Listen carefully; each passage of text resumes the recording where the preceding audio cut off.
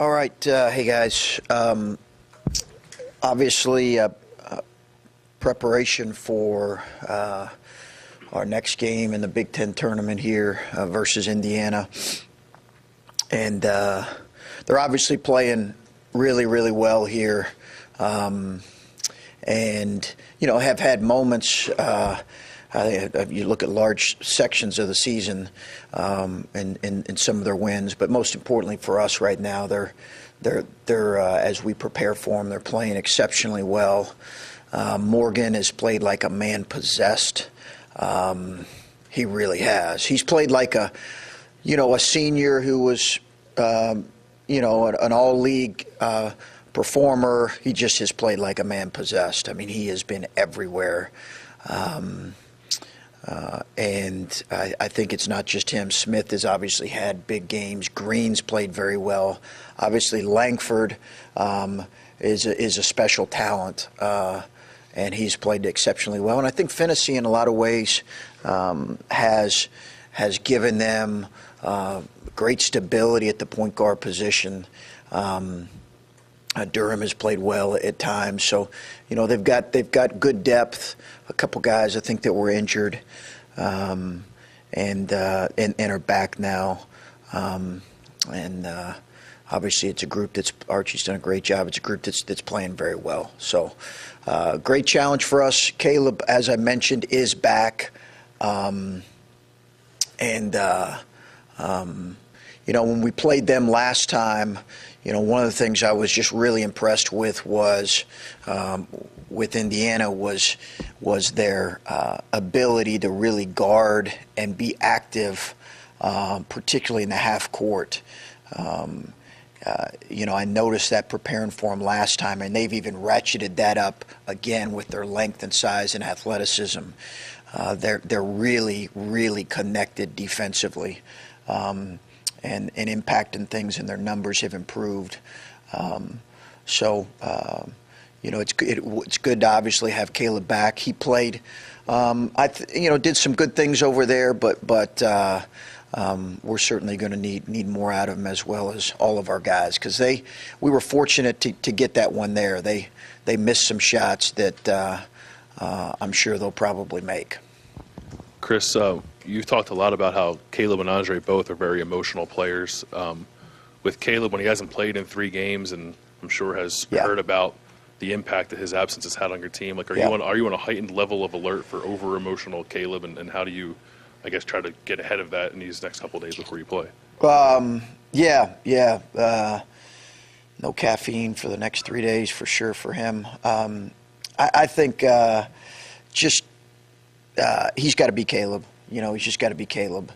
I think I am aware of that, and it's unique. I've never been in a situation, whether it's an injury or suspension, never been in a situation where you lose a guy and then he comes back right for the conference tournament. It's just kind of a unique situation. So I don't really have a playbook for kind of what that's going to look like, other than he's just got to be Caleb, and he's got to find the way to impact the game on both ends. I think it's important for him and for us to not have a false sense of, okay, we know how good Indiana is. It's now that Caleb's back, everything's fine. We've got to play well, and Caleb has to help his team play well now that he's back, and that's the bottom line.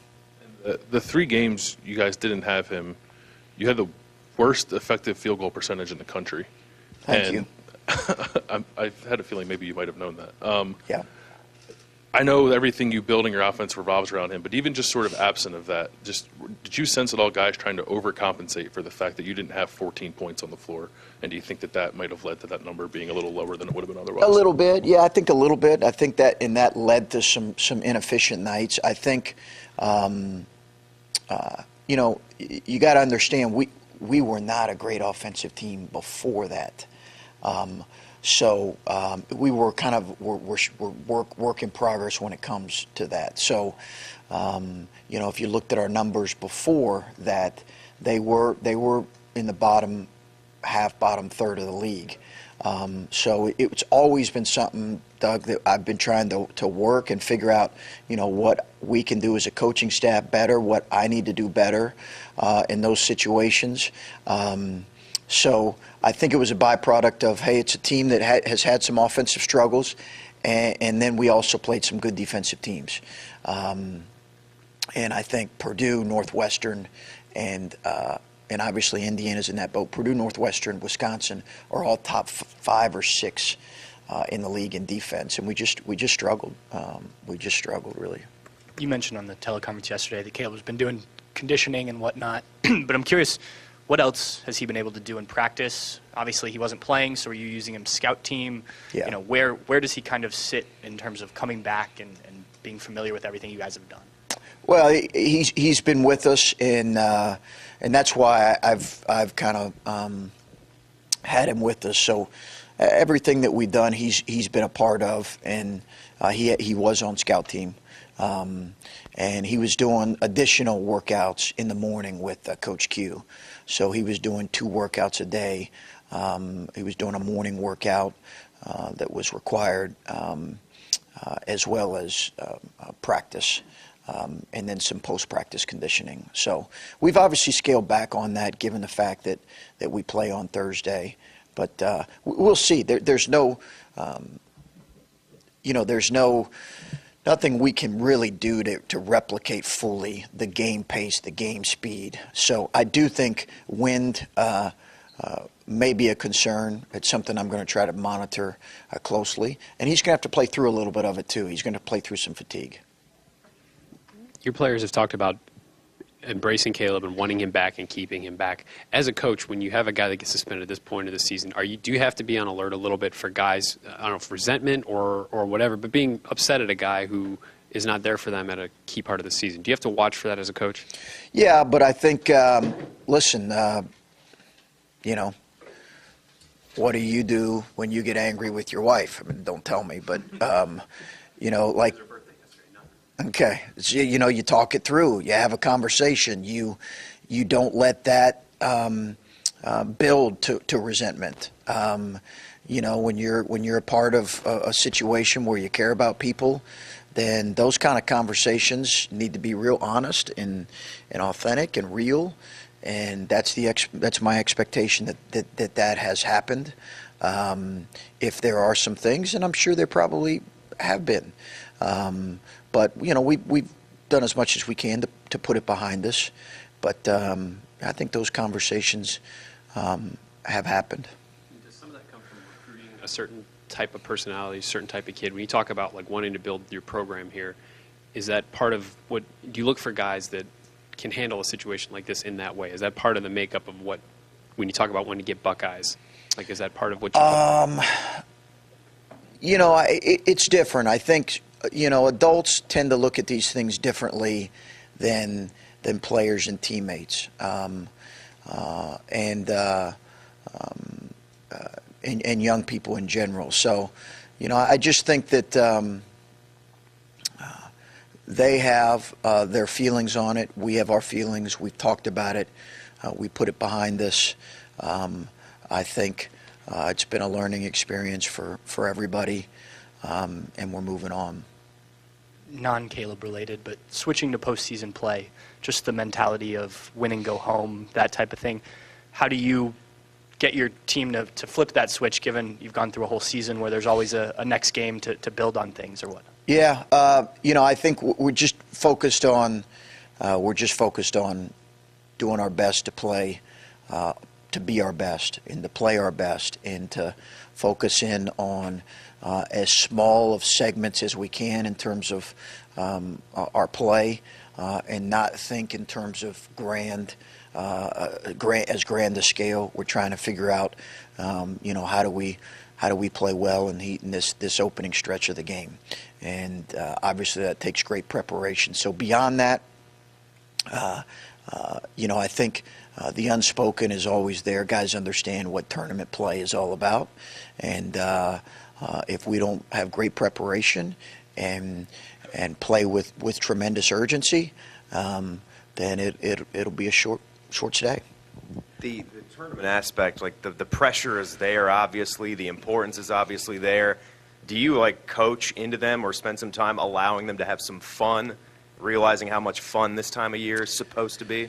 Yeah, I think you're talking about in Chicago or just In Chicago, if you make it into the big dance? Yeah, obviously. absolutely. I think that it's believe it or not, these situations can be stressful for kids, and they know what's all going around them and all of that. It can be stressful. So I think you are trying to minimize that as much as possible. Part of that is having an enjoyable experience and realizing that this is a game we're playing and we're doing it together, and it's a choice we make. And but you hope that also guys understand that part of the fun is working through some of this stuff together and then seeing the rewards of that together.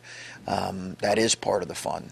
And I think that's a process that our guys have to continue to understand. Do you think they've been pressing? Perhaps, yeah, perhaps. Along with what Bill said, I think everybody in some ways probably trying to do a little bit more, and that happens when you struggle. And I think certainly we saw it on Sunday. Where we pressed a little bit in the stretch of the second half, and I think it's just guys trying to make a play and trying to, we talk a lot about hitting singles, and that's hard for young people to understand because it's much more fun to hit home runs.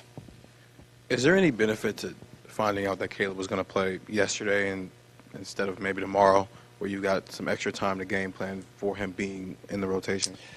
I think you're saying for us or for Indiana? For you. I think we had a pretty good idea when he was going to be returning, so it didn't impact necessarily us in a whole lot of ways. As much as anything, I just wanted to say it yesterday just to kind of get it behind us so we can move forward. Chris, you had said after the Wisconsin game that you were trying to avoid big picture, looking at the big picture. Have you been able to successfully do that, considering that this matchup in many ways looks like sort of a playing game? Yeah, I think we're not immune, right? We're not, people have TVs and these things are as,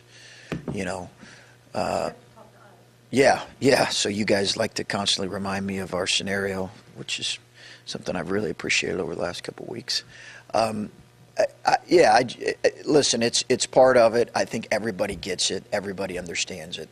But again, I think as much as possible, my job is just to get our team as prepared as they can to play as aggressive as possible and understanding what playing more possessions of good basketball looks like, and that's really it. The other stuff, just honestly, Lori, it doesn't. We don't have a lot of long-standing conversations about it because I just think it's a distraction. How do we just find a way to play a few more possessions of good basketball? That's our job as coaches, to prepare our guys as well as possible for that. I don't think really conversations outside of that help that cause. I hate to ask another big picture question then, but you in Indiana, the past couple of years, the games have been close. Yeah. It seems like the times that you've met have always been sort of crucial times. And now that you're here in an 8-9 game, is there a reason for that it seems like your matchups have been so dramatic? Yeah, I don't know. Good question. 3 times. We played 3 times in the last 2 years. 2 of them really have been the flip of the coin. They really, we could be sitting here honestly and be looking at having lost the last couple. They really have. Our guys have made a couple plays down the stretch that have been the difference. So I don't know. I don't know why necessarily the games have the last 2 games have been close. I'm not quite sure on all that. I think both teams maybe play a similar style. I'm not sure. Is this, you wanted to win Sunday, you didn't win, but is this Yeah. team at any different place today because you didn't lose by 20, because you came back and you did all that? Is there anything of that is something you can point to or a carryover at all? Yeah, I've thought about that, and I hope so. It certainly would have, I think, been hard to have lost, 3 consecutive games by double figures. Just when your team is already a little bit, can be a little bit, it's certain, young and maybe, some would say at times fragile. So I think that would have been difficult. I think hopefully what we can hang on to is, we had some really good stretches in the Wisconsin game. Some early, a lot late, not as much in the middle, and hang on to that. Try to build from that and build off of that. You certainly would have preferred to feel the win and the momentum that creates. But it's on us to create that momentum on Thursday. What have you and the rest of the coaches done to try and get Luther out of the funk he's been in for about a month now? Just kept working. Done a lot of skill work with him. Just continue to work with him. Continue to watch film with him. Continue to show him what good shots look like. I think he's got to let it come to him a little bit more. Continue to impact the game in ways that he can. I think he's pressed a little bit at times, but that's kind of what we've done with him. Down that stretch at the end, you had a lineup that was working and you wrote it. Yeah. How much is like the mental coaching of that, of just don't mess this up, I'm sure you're trying to figure out, do I want to put this guy or that guy? Right. But what are those conversations or those debates like as far as riding a lineup that was doing so well for you? Well, I did have a couple of the guys ask me, Adam, about subbing someone in late, and I can't remember if it was regulation or overtime. Might have been overtime, but we just said we were going to roll with that group because we felt like they were defending well and playing well together. And I thought our seniors there, particularly the last 10 minutes, were really playing like seniors in terms of just really, really hungry. So it was a pretty easy call. You worried a little bit about fatigue. But, we've done that some this year where we've just kept the lineup in. I think we did that against, Creighton late, where we just kept them in the last 5 minutes because they were playing well. When you have a lineup like that that's playing well, and you have a guy like Musa in the middle of that who's not contributed a lot as of late, at least in the games, what does that do for a guy like that, and what were you seeing from him that was enabling him to be one of those guys? Well, we had talked going into the game that we did not have a great matchup for Iverson. And so we talked to him prior to the game about the importance that he was going to be. We just didn't have we didn't have a great matchup for Iverson, and obviously Iverson had a good day, but we kind of challenged him with, we need you in this moment. I thought he did some good things on both ends. Regarding the reintegration of Caleb into the offense, and how do you balance micromanaging that versus letting him get his footing over 6, 7, 8 minutes? Yeah, I think we'll kind of play that. It'll be a bit of a feel thing, depending on the circumstances of the game and how he looks like he's doing. The one thing about they've got 2 very athletic bigs that they're playing and 2 mobile bigs that they're playing, and the big fella off the bench has done a really good job for him as well. So he's got to manage their mobility, and he's got to, we've got to get a feel for how he does in the first stretch of the game and see what his conditioning is like, and we'll kind of go from there. Okay, thanks, guys.